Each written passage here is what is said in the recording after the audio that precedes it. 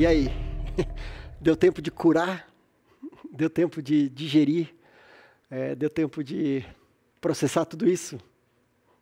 Eu acho que eu precisava de mais um pouquinho, mas eu estou no ponto para essa próxima conversa, que eu escolhi a dedo o tema, inclusive, né? Sobre ser infinito. Nós temos até camiseta sobre o que a gente vai conversar agora. Nós somos do time Anami. Me deu vontade agora que eu estava me preparando para contar sobre isso. Eu estou falando toda hora, né, sobre São Francisco Xavier, que foi essa mudança que a vida me convidou a fazer na época da pandemia, agora no momento da pandemia. Eu mudei para lá. E, de repente, a Anami foi para lá visitar e viver aquela montanha, viver tudo que a gente viu. Inclusive, a gente teve uma experiência junto que está agora no segundo livro dela, de uma experiência que a gente viveu. Então, corram, quem não comprou e não leu o livro dela, façam isso. E daí, surgiu uma casinha do lado da minha casa. E que ela pediu para nascer, assim, ela foi pedindo, e de repente eu falei, vou alugar, vou reformar, vou deixar ela linda, dá uma mexidinha ali para mim. Num lugar que é mágico. Eu falava assim, essa montanha cura. A gente conversou muito sobre isso. Eu e ela lá no deck de casa, conversando, isso aqui tem cura. E, de repente, me deu vontade de começar um projeto nessa casa, que a gente recebe hóspedes, vocês podem se hospedar lá e tudo mais. Mas também o que eu mais queria, o que mais me motiva, o que mais me alegra, é que parte das hospedagens das pessoas que a gente recebe são pacientes que estão em cuidados paliativos. E é impressionante assim, o que acontece lá. Em pouquíssimo tempo, existe uma cura mesmo, assim, das pessoas estarem melhor, naquele dia não tomar um remédio para dor. Acho que tem o negócio da energia da natureza, mas também tem a questão de sair da rotina, de mudar de assunto. Lá é um lugar onde as pessoas estão construindo memória, né, que a gente fala morrer com memórias e não sonhos. Então tem uma memória ali da conexão de viagem que as amigas vão, e também que vão as pessoas com seus familiares, e eles falam, nossa, eu nunca ri tanto, eu nunca vivi coisas tão especiais. Tal.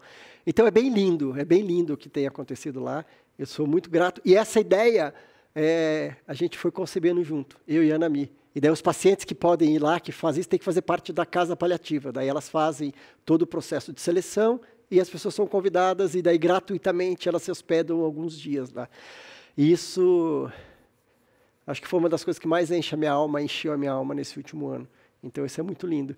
E eu estou falando tudo isso para quê? Porque tem um vídeo, está virando uma coisa assim, que as pacientes que vão lá têm que dançar no deck. E tem uma dancinha da Anami, uma dança linda, que eu queria mostrar para vocês. Então, antes de chamar a Anami, eu queria... coloca o vídeo para mim, da Anami, no deck da Vila Infinito.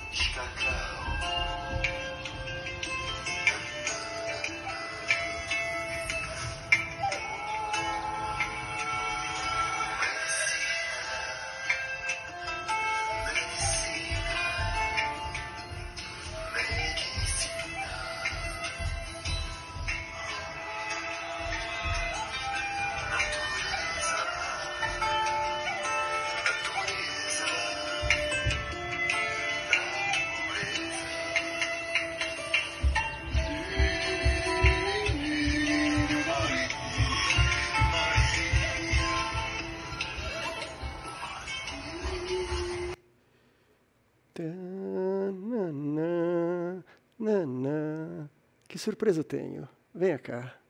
Venha cá. Eu ia falar que eu tinha um problema técnico, mas não. Olha o que eu trago para vocês. Ana Michele, ao vivo aqui pra gente. Você acha que eu ia colocar ela na casa dela? É isso. Eu danço nos decks, me contratem. Ela dança no deck. Me contratem para animar o deck de vocês. Infiniters.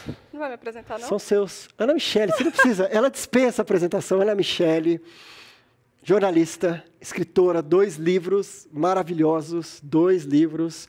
Essa semana, ela fez uma fala para uma... Academia Nacional de Medicina. Academia Nacional de Medicina. A primeira pessoa não médica a falar sobre isso, então era falar para eles. Sempre foram médicos, então a primeira pessoa fora desse núcleo foi uma paciente, mulher, para falar sobre cuidados paliativos. Então, Quem ainda não conhece Ana Michele, ex-Anami, leia os seus livros e fiquem atentos agora a tudo que ela vai falar, que a cura já é, né? Já é. E está tudo ligado, né, com o que o Bruno falou e tudo mais. Não, incrível, é isso, né? Parece que é o cosmos. A cura já é. É a teia invisível que vai já movimentando. O que você fala, tudo. né? Que a cura... A cura está. A cura está. Já é. É isso aí. Infiniters. Ana Michele. Bom, eu vou partir do princípio que vocês não me conhecem. Então, eu sou Ana Michele. Eu tenho 38 anos. E eu sou diagnosticada com um tipo de câncer hoje que não tem cura, né? Que é o câncer de mama metastático. Eu estou em tratamento há 10 anos. E isso, para mim, já é uma grande transgressão, porque se a gente falasse de 10 anos atrás, quando eu fui diagnosticada, as pessoas elas me falavam em sobrevida. E aí, para mim, já naquele primeiro momento, eu pensei, não vai ser sobre vida, vai ser sobre a minha vida. E aí eu passei a fazer escolhas que faziam sentido para mim. Hoje, o meu desafio é falar sobre o que é ser infinito. E aí eu quero começar contando uma história que ela é muito simbólica para mim, que diz muito até sobre o fato de que por que faz sentido a gente estar hoje aqui falando num festival sobre vida e morte.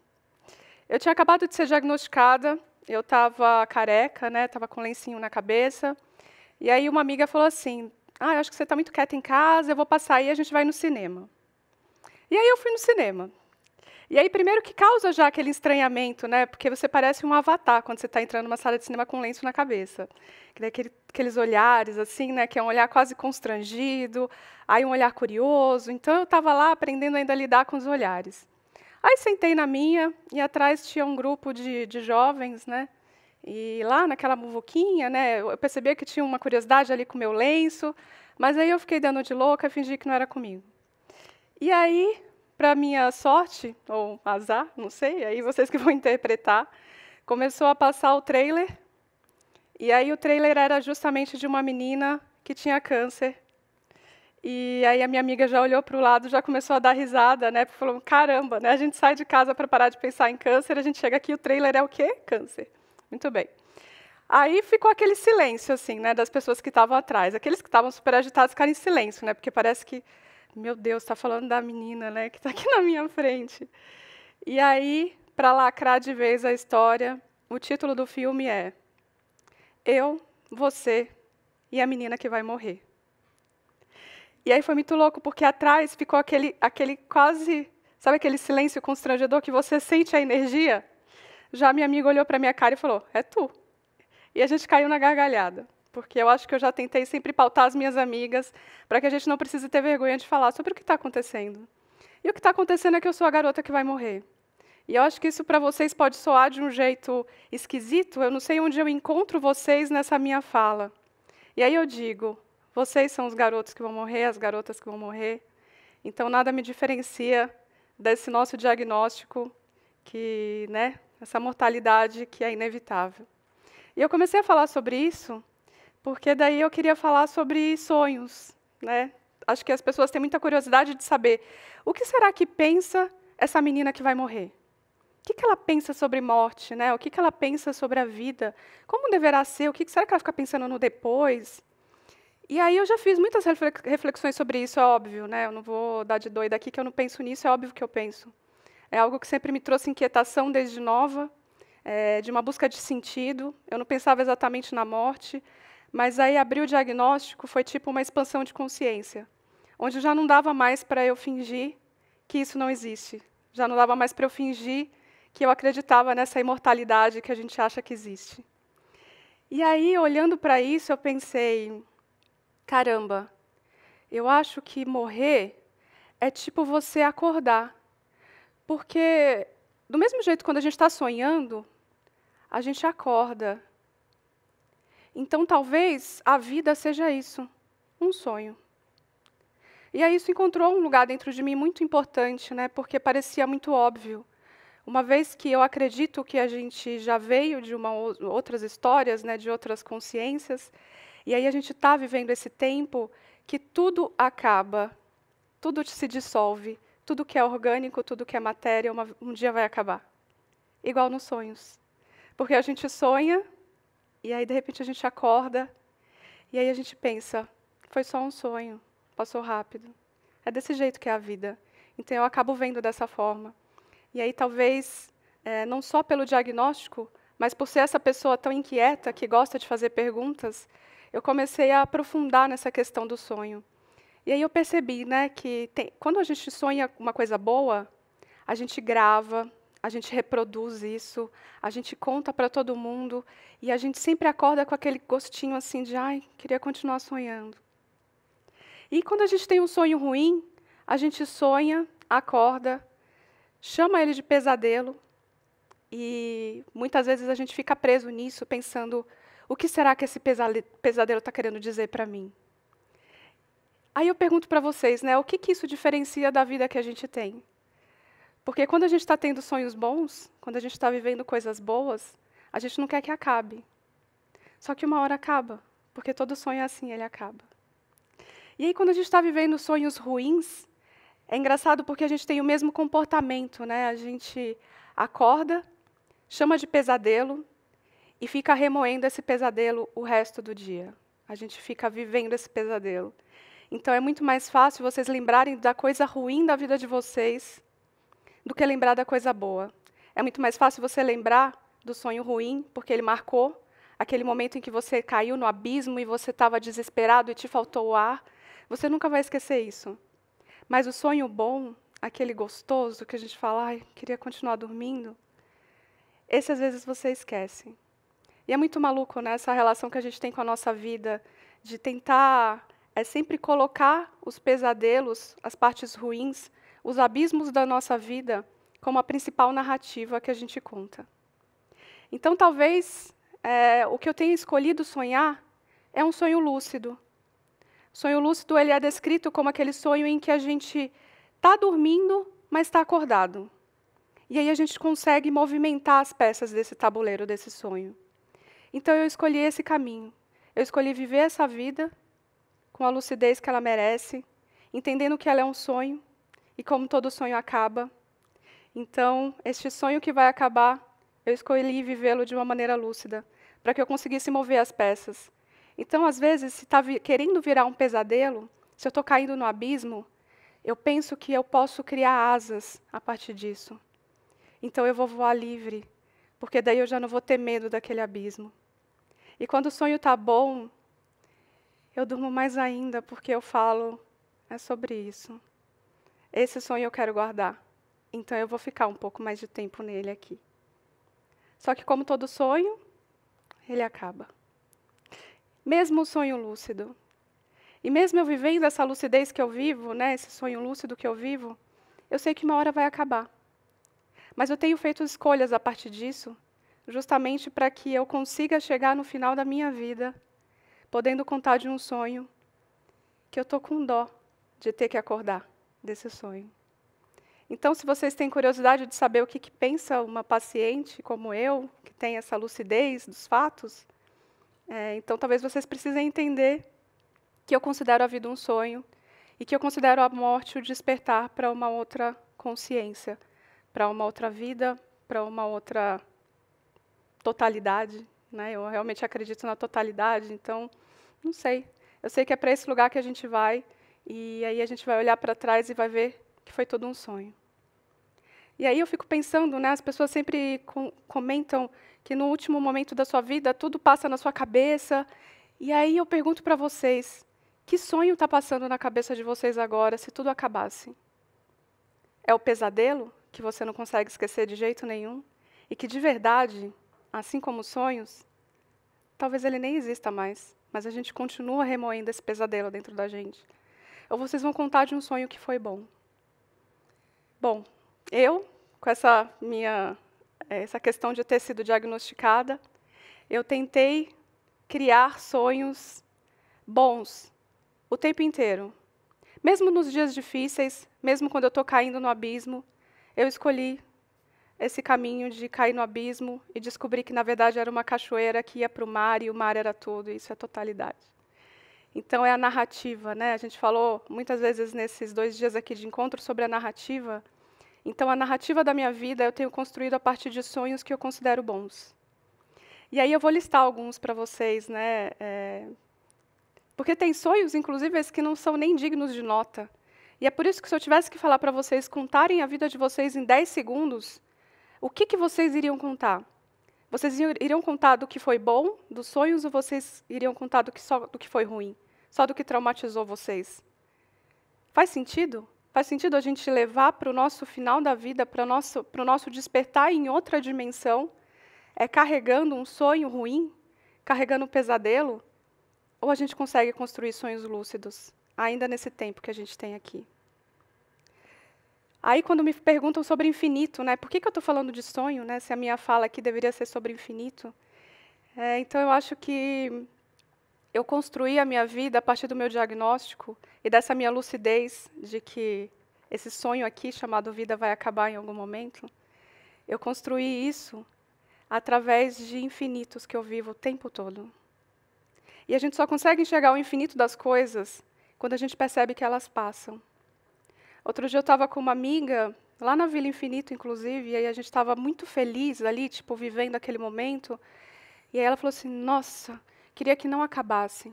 E aí eu falei para ela, se não acabasse, você ia ficar entediada. Aí você não ia viver essa felicidade que você está vivendo agora. Então, talvez, né, as coisas que a gente quer engarrafar e viver aquele momento para sempre, o tempo inteiro, talvez ele precise passar. Porque daí a gente dá valor para aquele momento, o quanto ele foi importante, o quanto ele foi infinito naquele 1 segundo em que ele existiu. E aí, se eu tiver que falar dos infinitos que eu vivo, para dar como exemplo, eu começaria contando do dia em que eu vi a minha sobrinha nascer. Quem já leu meu livro sabe que eu escrevo sobre isso, porque foi algo muito marcante para mim, porque, né, desde o diagnóstico eu perdi a possibilidade de gerar. Então, eu tinha uma relação, essa relação de, será que eu queria ser mãe? Será que algo foi me tirado? E aí eu falei, não, eu acho bonito reverenciar o nascimento da vida. Então, eu subornei uma amiga ginecologista, subornei falando assim, querida, eu estou morrendo, me ajuda aí. Aí ela foi, mexeu todos os pauzinhos no hospital e eu consegui assistir o parto da minha irmã. E aí foi uma coisa tão grandiosa que eu poderia morrer naquele momento e eu ia contar do sonho mais infinito que eu tive na minha vida, que foi ver o balé perfeito do que é uma pessoa que está entrando nesse sonho chamado vida e com um fôlego só, ela estava respirando exatamente o mesmo ar que eu. Ela estava compartilhando a mesma existência que eu. E aquilo foi infinito, porque naquele momento eu senti tudo parado, eu só conseguia observar a dança do ar. Isso para mim é infinito. Então, quando vocês tiverem que listar os infinitos de vocês, que histórias estão vindo na cabeça de vocês enquanto eu conto as minhas? E aí, talvez um outro infinito para mim, que eu nunca vou esquecer, é o fato de que, na minha fase baladeira, tal, né, porque vocês acham que eu estou aqui falando de infinito, de tudo isso aqui? Não, minha filha, a minha vida também tem cachorradas. Então, eu ia para as baladas, e aí eu sempre gostei muito eu me divertia muito mais no trânsito, até a balada com as minhas amigas, que a gente ia dançando no carro, falando um monte de coisa. E aí, muitas vezes, a gente chegou na balada, achou meio furada, assim, falou, não vai dar. E a gente ficava sentada no meu carro, do lado de fora da balada, comendo hot dog daqueles, cheio de coliformes fecais, e estava tudo certo. E a gente comendo ali, falando um monte de coisa das profundezas da nossa alma. E a gente voltava para casa como se tivesse sido a melhor balada da vida. E várias vezes a gente falou assim, queria congelar esse momento em que a gente está aqui. Então, talvez, esse também é um outro infinito, um sonho infinito que eu pude viver enquanto eu estou sonhando nessa vida. Aí eu penso também na coisa mais maluca que aconteceu na minha vida, que foi escrever um livro, porque as pessoas pensam, era o seu sonho. Não era.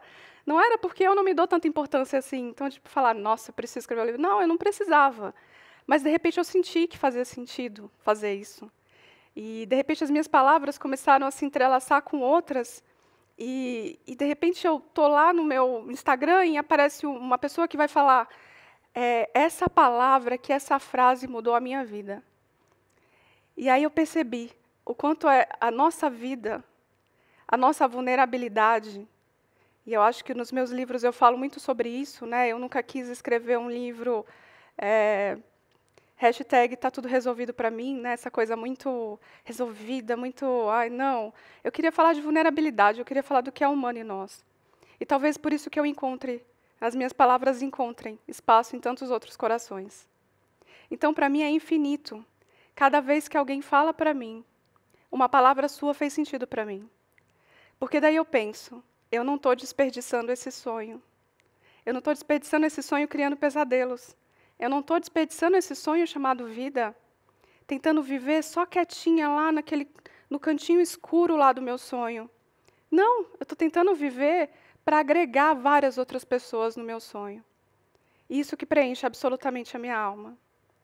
E aí, falando de mais um infinito, eu preciso meter o idealizador deste evento, que talvez ele não saiba. A gente tem uma história que está no livro, que aí quem quiser que leia, não vou ficar repetindo aqui, mas teve uma noite em que a gente só se agasalhou, sentou no deck, abriu um vinho, ficou olhando as estrelas e falando sobre tudo o que a gente pensava, sobre morte, sobre saudade, o quanto isso, de repente, nos inquietava.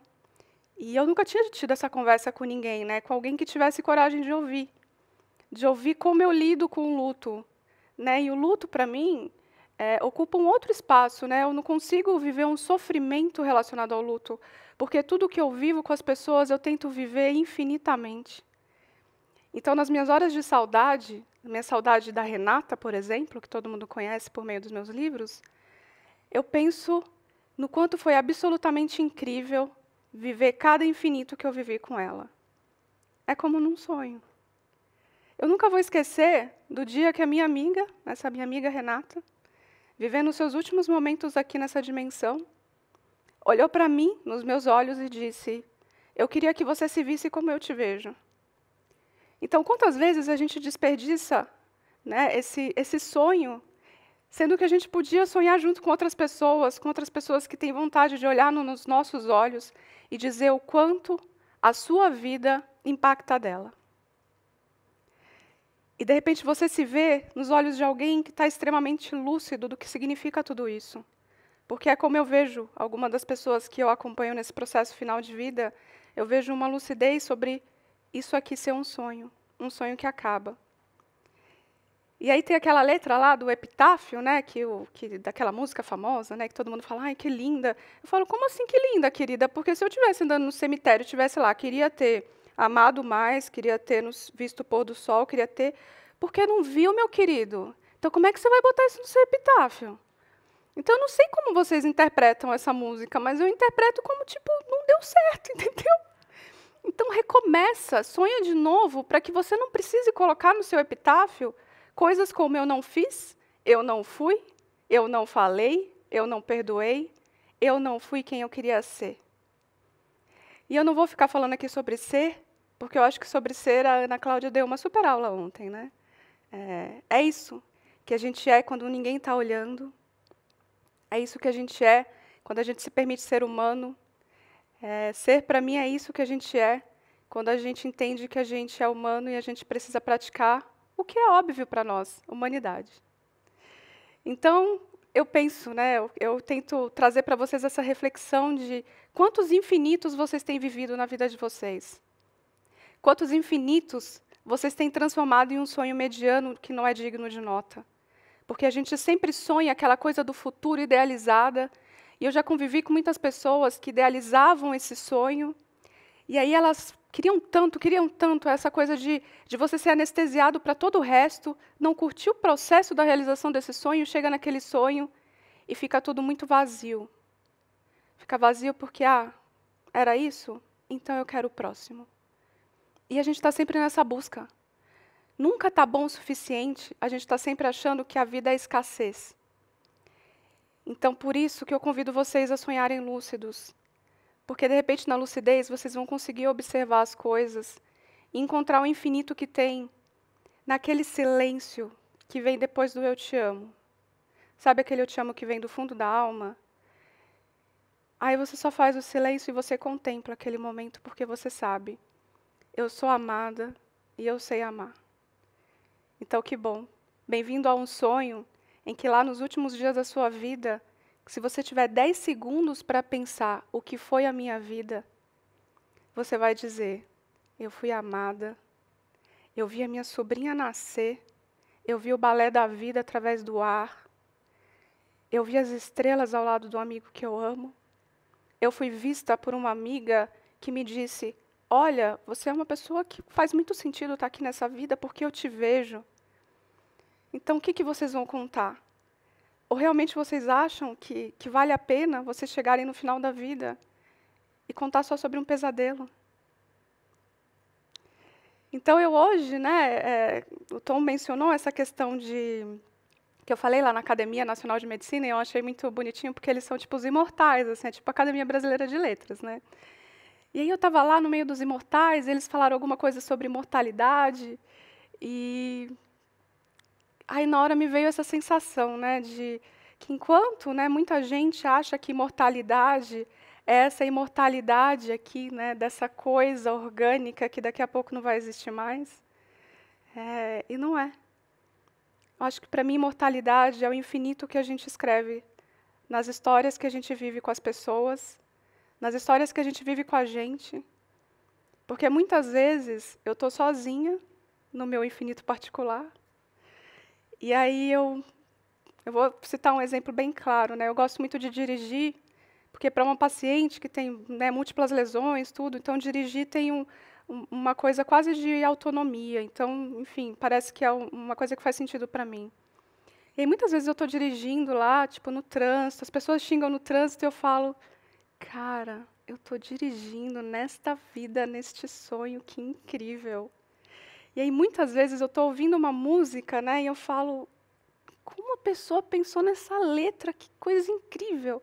Então, por que a gente não aprende a contemplar até mesmo a nossa solidão, né? Essa nossa solidão de quem, eu acho que para mim solidão real, aquela que é triste, é aquela que você está sozinho e você não dá conta de você. Então toda a minha solidão eu preencho de mim mesma. E aí eu contemplo, eu me permito contemplar as coisas, mesmo nos dias difíceis. Eu vivo muitos dias difíceis porque eu faço um tratamento já há 10 anos.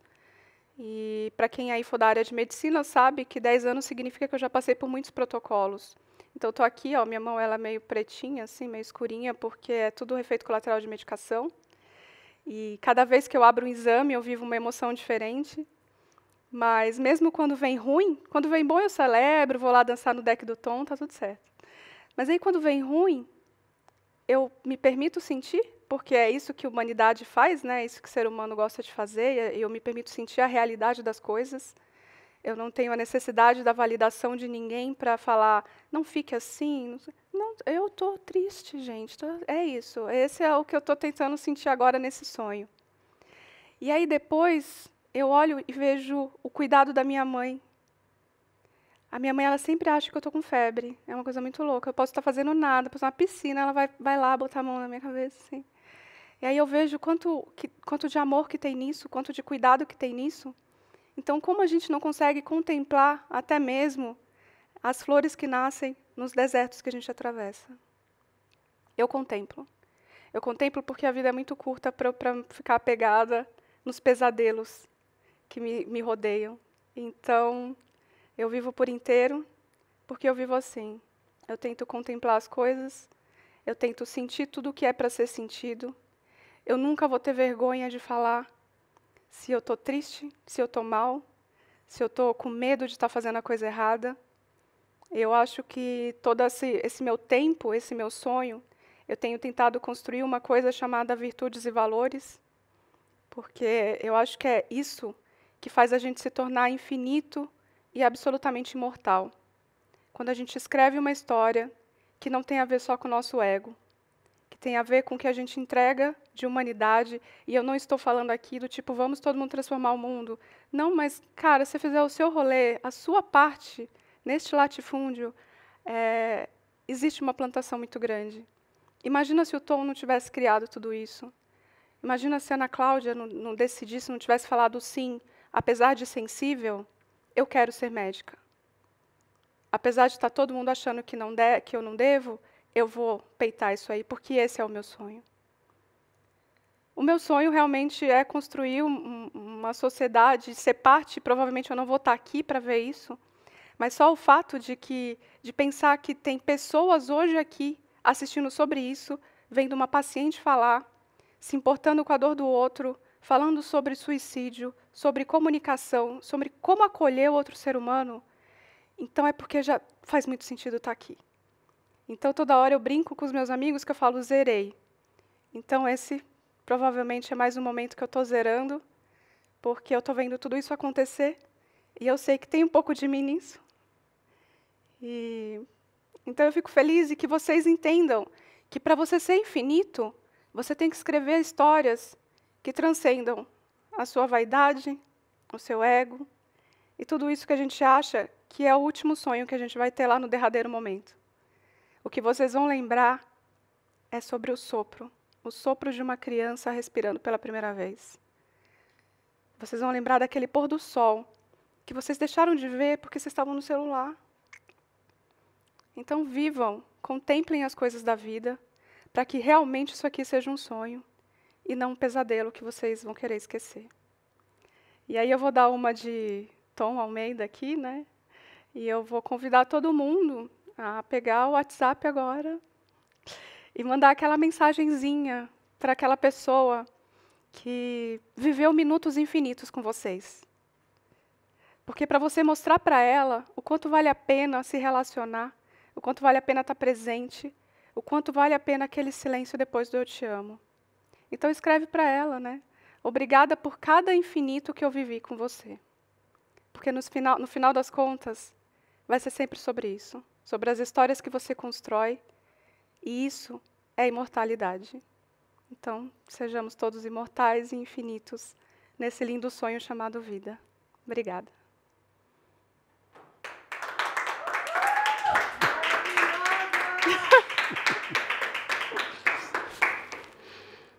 Que coisa, hein? Você sempre me surpreendendo. Obrigado. Não tem um pouquinho de você aqui, tem tudo de você nesse Tá infinito. vendo? Sabia que a primeira vez que a gente se conheceu, a gente não se conhecia ainda direito. Mas ela foi falar na primeira jornada Eduardo Alferes de Cuidados Paliativos. Foi o primeiro evento que eu promovi, Eduardo Alferes pelo Du, e foi ela lá e conversou. Só que era o meu primeiro, eu não tinha toda essa equipe, eu não tinha todo mundo que me ajudou a construir isso. Eu estava bem louco, e bem estressado, e bem assim. E depois de um tempo ela veio falar comigo, ela falou assim, eu quero te conhecer melhor, porque daquela vez que a gente se conheceu, você desalinhou meus chakras, mas eu resolvi te dar uma chance. Então, obrigado por você ter me dado essa chance. E a gente... Eu não desisto das pessoas, gente. Não, mas é porque eu senti que tinha alguma coisa boa ali, né? Mas estava muito ofuscado por essa ansiedade, né? Eu falei, não, eu vou conhecer esse homem direito, porque deve ter alguma coisa boa ali, e de repente, imagina, né? Se tornou parte da minha vida, absolutamente. Obrigado. Obrigada. Obrigado.